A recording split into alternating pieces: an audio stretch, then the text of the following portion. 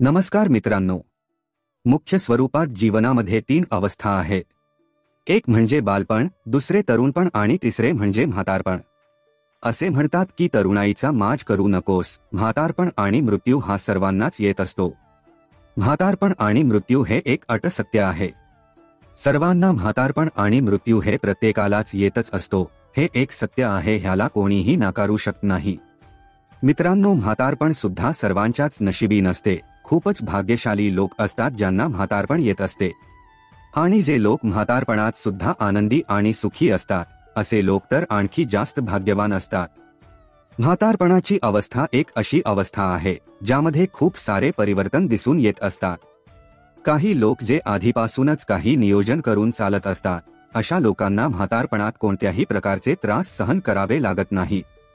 आणि जे लोक म्हातारपणात काहीही योजना करत नाहीत, अशा लोकांसाठी जीवनाच्या या मार्गावर अडचणी नक्कीच येऊ शकतात. आज आपण पाहणार आहोत की म्हातारपणात सुखी राहण्याचे मूलमंत्र काय आहेत. हे एका सुंदर अशाकथेमार्फत जाणून घेणार आहोत. मित्रांनो, अशा कोणत्या दोन गोष्टी आहेत ज्या सोडून जर तुम्ही ह्या तीन गोष्टी आचरणात आणत असाल तर तुम्ही म्हातारपणात नक्कीच सुखी राहाल. जर तुम्ही या गोष्टींचे पालन करत असाल तर निश्चितच तुमचे म्हातारपण सुखी आणि आनंदाने पार पडेल. मित्रांनो, तुम्ही पाहिले असेल की म्हातारपणात खूप सारे परिवर्तन येत असतात. आपले सर्व कर्म इंद्रिय, ज्ञानेंद्रिय आपली साथ सोडून जातात. हात पाय काम करणे सोडून देतात, अशक्त होतात. डोळ्यांनी कमी दिसायला लागते, ऐकायला सुद्धा कमी येत असते. जिभेची चव नष्ट होऊन जाते, कोणत्याही गोष्टीची चव येत नसते. दात सुद्धा सोबत सोडून जातात, ज्यामुळे कित्येक गोष्टी खाण्याची इच्छा होते, परंतु त्या गोष्टी खाऊ शकत नाही. स्मृती क्षीण झालेली असते. शरीराचे काही भाग व्यवस्थित काम सुद्धा करत नाही. घरातील मुले स्वतः निर्णय घेण्याच्या परिस्थितीत आलेले असतात. आणि म्हणूनच घरात सुद्धा महत्त्व कमी होऊन जाते. चेहऱ्यावर सुरकुत्या आलेल्या असतात. कमरेला वाक आलेला असतो. कधी कधी तर असे सुद्धा दिसते की घरामध्ये सुनबाई आलेली असते. मग अशा परिस्थितीत म्हाताऱ्यांची जागा घराच्या बाहेर असते. मित्रांनो, अशा स्थितीमध्ये तो वृद्ध माणूस काय विचार करत असेल? ज्या घराला मी इतक्या मेहनतीने, इतक्या कष्टाने एक एक रुपया जमवून उभा केला आहे, आज तेच घर माझ्याकडून हिसकावून घेतले जात आहे. आज त्याच घरात मला जागा नाही, माझी जागा घराच्या बाहेर आहे. विचार करा किती वाईट वाटत असेल त्या वृद्ध माणसाला. जेव्हा घरातील तो वृद्ध माणूस चपाती भाकरी मागत असतो तेव्हा त्याचे कोणीच काहीच ऐकत नाही. तेव्हा त्याला राग येतो, तो शिव्या देऊ लागतो. परंतु यापेक्षाही वाईट अवस्था तेव्हा होते जेव्हा नवरा बायको मधील कोणी एक निघून गेलेला असतो. मग अशा परिस्थितीत त्याची काळजी घेणारा, त्याची अवस्था समजून घेणारा कोणीच शिल्लक राहत नाही. अशावेळी तो स्वतःला किती एकटा समजत असेल. परंतु मित्रांनो, अशी परिस्थिती सर्वांसोबत होत नाही. काही लोक त्यांचे वृद्धपण खूपच सुखमय आणि आनंदपणे जगत असतात. असे लोक काय योजना बनवत असतात हेच आम्ही तुम्हाला सांगणार आहोत. मित्रांनो, नेहमी लक्षात ठेवा, पुरुषाच्या जीवनामध्ये सर्वात चांगला मित्र कोण असेल तर ती त्याची पत्नी असते. आणि एका स्त्रीचा सर्वात चांगला मित्र कोणी असेल तर तो तिचा नवरा असतो. असे म्हणतात की वृद्ध अवस्थेत आल्यानंतर पती आणि पत्नी दोघेही एकमेकांचे भाऊ बहीण सारखेच होतात. एवढा काळ ते एकमेकांसोबत राहिल्यामुळे ते एकमेकांचे रूप बनून जातात.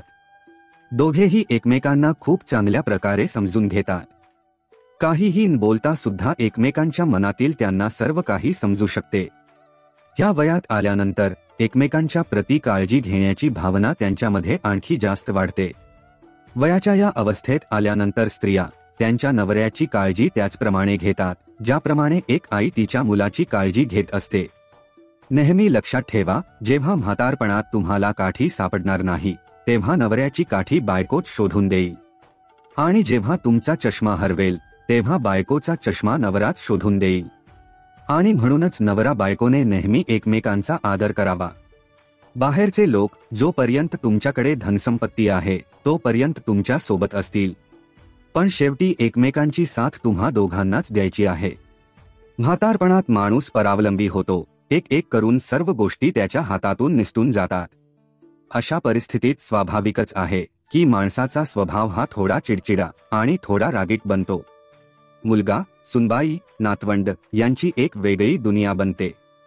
सर्वांच्या गरजा वेगवेगळ्या असतात. कोणीही कोणाचेच ऐकत नाही. सर्वांचे वेगवेगळे स्वतंत्र जग असते. अशा परिस्थितीत आपण आपली वृद्धावस्था सुखपूर्वक कशा प्रकारे व्यतीत करू शकतो हेच आपण आज या कथेमार्फत सांगणार आहोत. मित्रांनो, असाच एक वृद्ध गृहस्थ होता जो खूपच चिडचिडा आणि रागीट स्वभावाचा होता. छोट्या छोट्या गोष्टींवरून त्याला नेहमी राग येत असे. त्याची बायको त्याला नेहमी समजवायची की या वयामध्ये इतका राग तुमच्या तब्येतीसाठी योग्य नाही.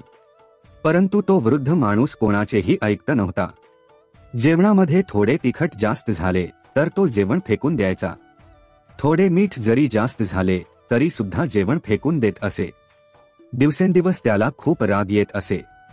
त्याच्या या व्यवहाराने पूर्ण घर हैराण होऊन गेले होते. त्यामुळे पूर्ण घरामध्ये नेहमी क्लेश आणि भांडणाचे वातावरण निर्माण झालेले असायचे. रोजच्या रोज ह्याच गोष्टीवरून भांडण असायचे. मित्रांनो, त्या घरातील सर्व लोक महाराज कबीर यांचे अनुयायी होते. ते सर्वजण महाराज कबीर यांचे प्रवचन ऐकण्यासाठी जात असत. कोणीतरी त्यांना सांगितले की तुमच्या वडिलांना सुद्धा प्रवचन ऐकण्यासाठी घेऊन जा. कदाचित असे होऊ शकते की त्यांचे बोलणे ऐकल्यानंतर यांच्या व्यवहारांमध्ये, यांच्या वागणुकीमध्ये चांगला बदल दिसून येईल. घरातल्यांना सुद्धा पटले की आपल्या वडिलांना बाबा कबीर यांच्याकडे घेऊन जावे. त्यांना सर्व काही समजावून सांगितले तर नक्कीच काहीतरी मार्ग निघेल. रोज रोजच्या भांडणांपासून सुटका तरी मिळेल आणि घरातील वातावरण शांत होईल. अशा प्रकारे एके दिवशी मुले आपल्या वृद्ध वडिलांना तयार करून घरातील सर्व लोकांनी त्यांना बाबा कबीर यांच्या जवळ घेऊन गेले. मित्रांनो, संतांना तर सर्व काही सांगता समजून जाते. जेव्हा ते बाबा कबीर यांच्याकडे पोहोचले तेव्हा त्यांना समजले की ही सर्व लोक माझ्याकडे का आले आहेत. बाबा कबीर यांनी त्या सर्वांना पाहताच त्यांच्या लक्षात आले की यांच्या घरामध्ये अशांतता आहे आणि घरात शांततेच्या शोधासाठी हे आमच्या जवळ आले आहेत. आणि त्यांनी हे सुद्धा जाणले होते की घरामध्ये अशांतीचे कारण काय आहे. जेव्हा ते वृद्ध वडील आणि घरातील लोक बाबा कबीर यांच्या जवळ पोहोचले तेव्हा दुपारची वेळ होती. सर्वजण बाबा कबीर यांच्या जवळ गेले आणि सर्वांनी बाबा कबीर यांना प्रणाम केला. ते त्यांच्या समोर बसले. बाबा कबीर हे त्यांच्या झोपडीमध्ये बसून काहीतरी लिहत होते. बाबा कबीर यांच्या पत्नीचे नाव होते लोई. बाबा कबीर यांनी त्यांच्या पत्नीला सांगितले की एक दिवा लावून आण, मला काहीतरी शोधायचे आहे. बाबा कबीर यांनी जेव्हा दिवा मागितला तेव्हा समोर बसलेल्या त्या सर्वांना खूप जास्त आश्चर्य वाटले. त्यांनी विचार केला की दुपारची वेळ आहे, एवढे ऊन पडले आहे, मग अशा वेळी ह्यांना दिवा घेऊन नेमके काय शोधायचे आहे. तेव्हा ते वृद्ध वडील विचार करू लागले की हे महात्मा खरंच मूर्ख आहेत. कारण बाहेर सूर्याचा एवढा प्रखर प्रकाश पडला आहे आणि अशा प्रकाशात हा माणूस दिवा मागत आहे. हा तर वेगळ्याच प्रकारचा माणूस आहे. तो वृद्ध माणूस मनातल्या मनात हाच विचार करत होता. आणि इतक्यातच माता लोई हातात दिवा घेऊन तिथे हजर झाली. त्यांनी गुपचूप बाबा कबीर यांच्याकडे दिवा दिला आणि तिथून निघून गेली. तेव्हा ते वृद्ध वडील विचार करू लागले, यांची पत्नी सुद्धा वेगळीच आहे. तिने हे सुद्धा विचारले नाही की तुम्हाला वेड लागले आहे का, भर दिवसा इतक्या उन्हाचा तुम्ही दिवा का मागत आहात. ते वृद्ध वडील खूप जास्त हैराण झाले होते. ते विचार करू लागले की हे मी कुठे आलो आहे. इथे सर्वजण वेडेच आहेत. हे महात्मा तर खूप मोठे वेडे आहेत. हे महात्मा तर वेडे आहेतच, पण सर्वात मोठी वेडी यांची पत्नी आहे. आणि हे वेडे काय माझ्या घरात शांतता आणतील आणि हे माझ्या घरातील क्लेश संपवतील. त्या वृद्ध वडिलांच्या मनामध्ये वेगवेगळे प्रश्न निर्माण झाले होते, परंतु ते काहीच म्हणाले नाही. ते शांतपणे तिथे बसूनच राहिले. बाबा कबीर यांना त्या वृद्ध वडिलांच्या मनातील गोष्ट समजली होती. त्यांना समजले की ह्याला खूप जास्त राग आला आहे आणि हा मनातल्या मनात मला खूप वाईट साईट बोलत आहे. बाबा कबीर यांना हे सुद्धा समजले की ह्या वृद्ध वडिलांना राग यामुळे आला आहे कारण माता लोई यांनी एक सुद्धा प्रश्न विचारला नाही. मी दिवा आणण्यास सांगितला आहे, मग तिने उलट प्रश्न मला का विचारला नाही, माझ्यासोबत ती भांडली का नाही. बाबा कबीर यांना सर्व काही समजले होते, परंतु काहीही न समजल्याच नाटक करून ते गुपचूप त्यांच्या डायरीमध्ये काहीतरी लिहत होते. त्या वृद्ध वडिलांनी रागाने त्याच्या मुलांना आणि बायकोला म्हटले की हा वेडा आपल्या जीवनामध्ये शांतता आणणार आहे का? आपण सर्वजण इथून जाऊया, मला एक क्षणही ते थांबायचे नाही. इथून ताबडतोब चला, मला याच्याकडून कोणतेही ज्ञान घ्यायचे नाही. जेव्हा ते वृद्ध वडील असे काहीतरी बारीक आवाजात बोलत असताना तेव्हा बाबा कबीर यांनी ते ऐकले. तेव्हा ते कबीर बाबा म्हणाले, काय झाले, काही अडचण आहे का? वृद्ध वडील हसण्याचे नाटक करत म्हणाले, नाही नाही महाराज, काहीच समस्या नाही आहे. आम्ही सर्व तुमचे दर्शन करण्यासाठी इथे आलो होतो. तुमचे दर्शन झाले व आता आम्ही जाऊ इच्छित आहोत. तुम्ही आम्हाला जाण्याची आज्ञा द्यावी. तेव्हा बाबा कबीर वृद्ध वडिलांना म्हणाले की तुम्ही आमच्या जवळ आला आहात. तुम्ही आमचे अतिथी आहात आणि अतिथी सत्कार केल्याविना आम्ही तुम्हाला कसे जाऊन देऊ शकतो? त्यांनी माता लोई यांना आवाज दिला आणि माता लोई ताबडतोब तिथे आली. बाबा कबीर पत्नीला म्हणाले, हे गृहस्थ थोडे घाईमध्ये आहे, यांना जायचे आहे. लगेचच तुम्ही 2 ग्लास दूध घेऊन या. ते वृद्ध वडील त्यांना नकार देऊ लागले. ते म्हणू लागले, अहो महाराज, आम्ही घरून जेवून आलो आहोत. मला दुधाची काहीच गरज नाही. तेव्हा बाबा कबीर म्हणाले, तुम्ही माझ्या झोपडीमध्ये पहिल्यांदा आले आहात. मग तुमचा अतिथी सत्कार केल्याशिवाय आम्ही तुम्हाला कसे जाऊन देऊ शकतो? तेव्हा तो वृद्ध माणूस गप्प बसला. माता लोई काहीही म्हणता आतमध्ये गेली आणि 2 ग्लास दूध घेऊन बाहेर आली. बाबा कबीर यांनी 1 ग्लास दूध त्या वृद्ध वडिलांना दिले आणि 1 ग्लास स्वतः घेतला. जेव्हा ते वृद्ध वडील दुधाचा 1 घोट प्यायले तेव्हा ते दूध इतके जास्त खारट आणि कडू होते की त्यांना उलटी करण्याची इच्छा झाली. दुधामध्ये मीठच मीठ होते. त्याची इच्छा झाली की ते दूध आताच्या त्या फेकून द्यावे. कारण वृद्ध वडिलांचे तर रोजच हेच काम होते की जर मीठ जास्त झाले तर जेवण फेकून द्यायचे, तिखट जास्त झाले तर जेवण फेकून द्यायचे. आता त्या वृद्ध वडिलांनी बाबा कबीर यांच्याकडे रागाने पाहिले. बाबा कबीर तर खूपच स्वादाने दूध पीत होते. त्यांच्या चेहऱ्यावर असे कोणतेच भाव नव्हते. हे पाहून ते वृद्ध वडील मनातल्या मनात विचार करू लागले की हे कुठले महात्मा आहे? हे तर कोणीतरी ढोंगीच दिसत आहे. त्या वृद्ध वडिलांनी त्यांच्या हातातील ग्लास एका बाजूला ठेवला आणि ते बाबा कबीर यांना म्हणाले, बाबा आता आम्हाला आज्ञा द्या, आम्ही घरी जाऊ इच्छित आहोत. तेव्हा बाबा कबीर म्हणाले, मला असे वाटत आहे की तुम्ही तुमची अडचण माझ्याजवळ घेऊन आला होता.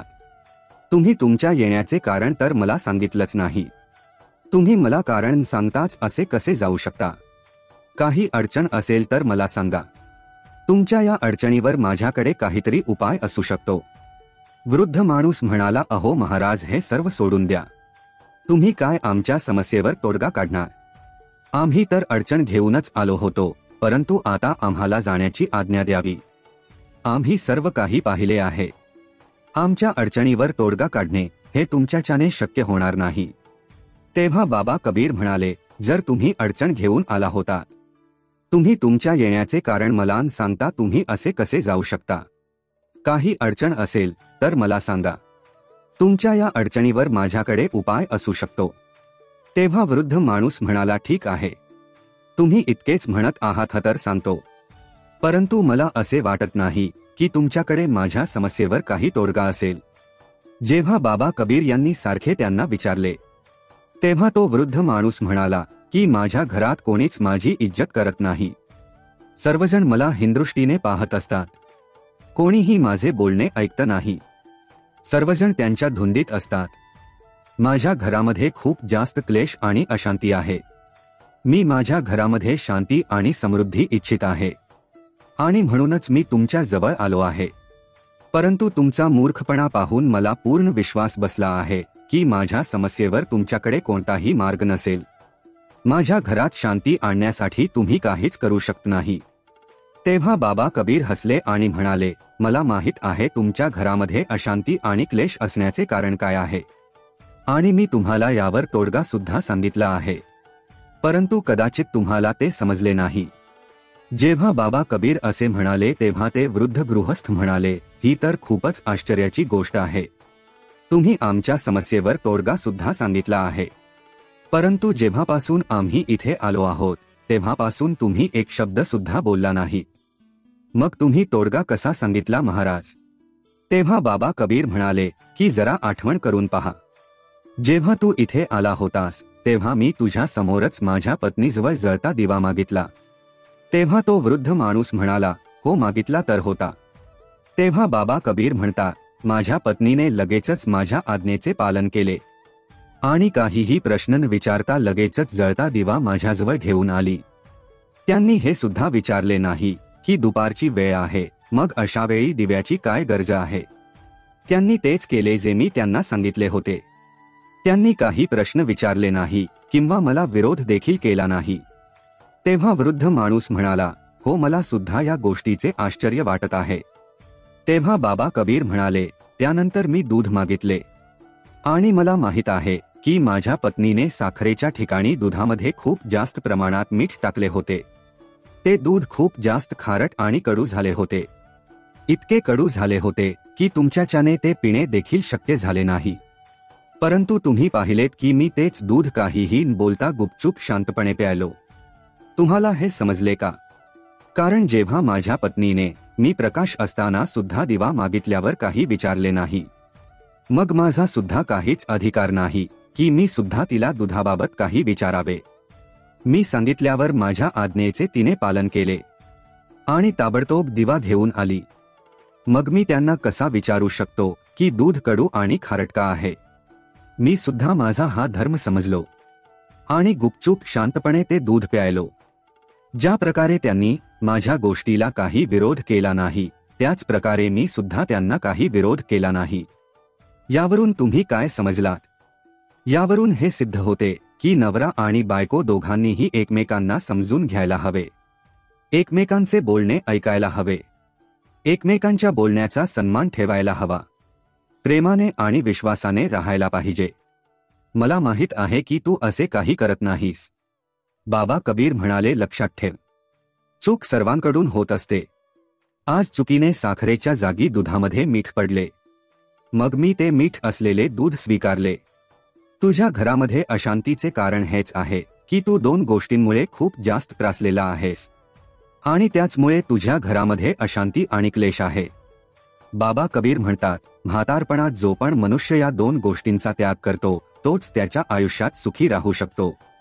बाबा कबीर म्हणतात, या दोन गोष्टी आहे, ते म्हणजे चव आणि शिवी. म्हातारपणात सुखी राहण्यासाठी हे गरजेचे आहे की आपण ह्या दोन गोष्टी सोडून द्याव्यात. जर आपण ह्या दोन गोष्टी सोडून देत असू तरच आपल्या घरामध्ये शांती आणि समृद्धी राहत असते आणि तरच तुमचे म्हातारपण सुखाने व्यतीत होऊ शकते. आपण हे समजून घ्यायला पाहिजे की घरामध्ये जी स्त्री अन्न शिजवत असते ती खूप मेहनतीने अन्न बनवत असते. खूप आपुलकीने प्रेमाने ती सर्वांसाठी अन्न शिजवत असते. गरमी असू दे, थंडी असू दे, कोणताही ऋतू असू दे, कोणतीही परिस्थिती असू दे, ती वेळच्या वेळी प्रेमाने सर्वांसाठी अन्न शिजवत असते. सर्वांना प्रेमाने अन्न वाढत असते. मग अशा परिस्थितीत कधी चुकून जर मीठ जास्त होत असेल, तिखट जास्त होत असेल, मग आपण ते अन्न फेकून द्यावे का? तर कधीच नाही.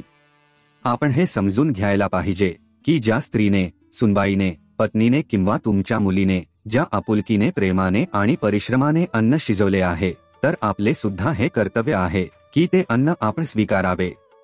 आणि जर चुकून त्या अन्नामध्ये मीठ, तिखट जास्त झाले असेल तरी सुद्धा आपण त्या गोष्टीकडे दुर्लक्ष करायला हवे. आपण त्या स्त्रीचे कौतुक करायला हवे आणि काहीही न बोलता ते अन्न ग्रहण करायला पाहिजे.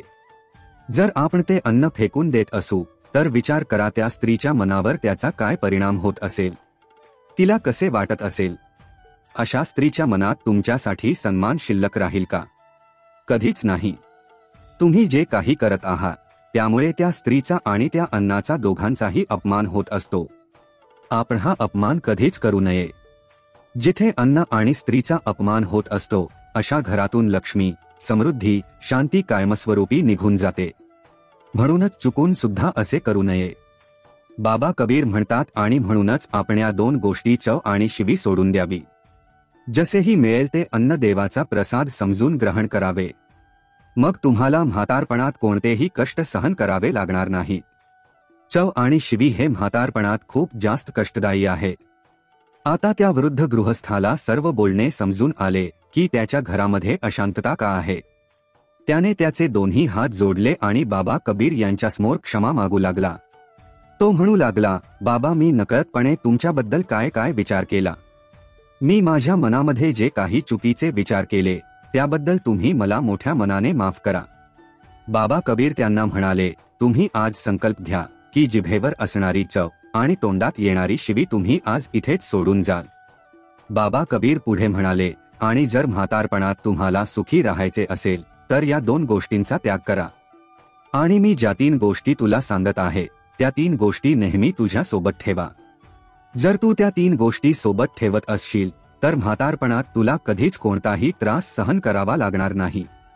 तो वृद्ध गृहस्थ म्हणाला, मी आजच या 2 गोष्टींचा त्याग करत आहे. परंतु त्या 3 गोष्टी कोणत्या आहेत ज्या नेहमी सोबत ठेवायला हव्या? कृपा करून मला तुम्ही सांगा. बाबा कबीर म्हणाले, ज्यांचे जीवन अनुशासित असते यश त्यांच्या द्वारावर नक्कीच येत असते. मनुष्याचे जीवन तेव्हा सार्थकी बनत असते जेव्हा तो त्यांचे कर्म आणि जबाबदारी यामध्ये संतुलन टिकवून ठेवत असतो. म्हातारपण आयुष्याचा तो भाग आहे ज्या भागामध्ये प्रत्येक व्यक्ती सुखपूर्वक आणि शांतीने जीवन व्यतीत करू इच्छितो. मग जीवनाच्या या भागामध्ये म्हातारपणात माणसाने आनंददायी जीवन जगण्यासाठी कोणत्या गोष्टींची साथ सोडू नये हे समजून घेणे खूप गरजेचे आहे. पहिली गोष्ट धनाचा सदुपयोग. धन ही एक अशी गोष्ट आहे जी आपला आणि परका यामधील फरक खूप चांगल्या प्रकारे समजावून सांगते. जेव्हापर्यंत तुमच्याजवळ पैसे आहेत सर्व नातेवाईकांमध्ये तुमच्याबद्दल विचारपूस होत राहील. परंतु जेव्हा धनाचा अभाव असतो तेव्हा तुमचे जवळचे नातेवाईक तुमची साथ सोडून जातात. हे दुःख तेव्हा वाढते जेव्हा माणूस उतार वयात असतो आणि म्हणूनच म्हणतात की नेहमी धनाचा नेहमी सदुपयोग करावा. पैशाची नेहमी बचत करावी. पैशाची जर तुम्ही बचत करत असाल तर म्हातारपणात तुम्हाला कधीच कोणासमोर हात पसरण्याची वेळ येणार नाही. दुसरी गोष्ट आहे शिस्त. शिस्तीनेच आत्मविश्वास निर्माण होत असतो. जे लोक त्यांचे प्रत्येक कार्य वेळेवर करत असतात त्यांचे जीवन शिस्तीने जगत असतात. त्यांना कधीच कोणावर अवलंबून राहावे लागत नाही. ते त्यांचे प्रत्येक लक्ष्य मिळवतातच. सुरुवातीपासूनच जर व्यक्तीला प्रत्येक काम योग्य वेळेवर आणि शिस्तीने करण्याची सवय असेल तर त्याला म्हातारपणात कोणत्याही गोष्टीचा त्रास सहन करण्याची गरज लागत नाही.